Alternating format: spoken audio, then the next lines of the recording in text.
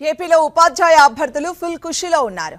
16,347 పోస్టులతో mega DSC ప్రకటించిన నేపథ్యంలో thank you CM sir అంటున్నారు. ఉపాధ్యాయ పోస్టుల భర్తీ కోసం 2 వేర్వేరు నోటిఫికేషన్లు ప్రకటించింది.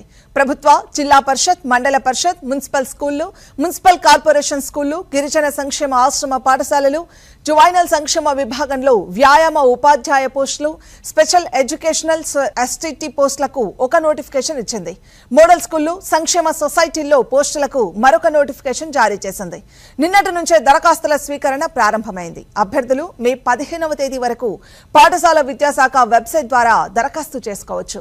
పోస్టులకు సంబంధించిన సిలబస్ ను కూడా పాఠశాల విద్యాశాఖ వెబ్సైట్ లో అందుబాటులో ఉంచింది. జూన్ 6 నుంచి జూలై 6 వరకు నిర్వహించే పరీక్షలను పూర్తిగా ఆన్లైన్ విధానంలో నిర్వహిస్తారు. ఫస్ట్ కమ్ ఫస్ట్ విధానంలో అభ్యర్థులకు పరీక్షా కేంద్రాలు కేటాయిస్తారు.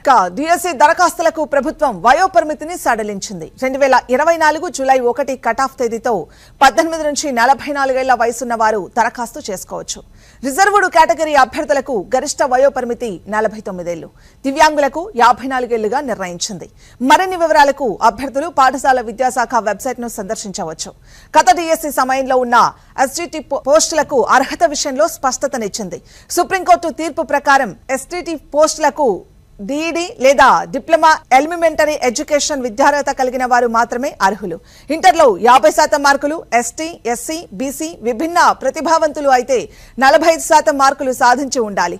స్కూల్ అసిస్టెంట్ పోస్టులకు సంబంధిత సబ్జెక్టులతో డిగ్రీ, బీఈడి ఉండాలి. ఫిజికల్ ట్రైనర్ ఉపాధ్యాయ పోస్టులకు డిగ్రీతో పాటు పీపీఈడి లేదా ఎంపీఈడి పాస్ అయి ఉండాలి.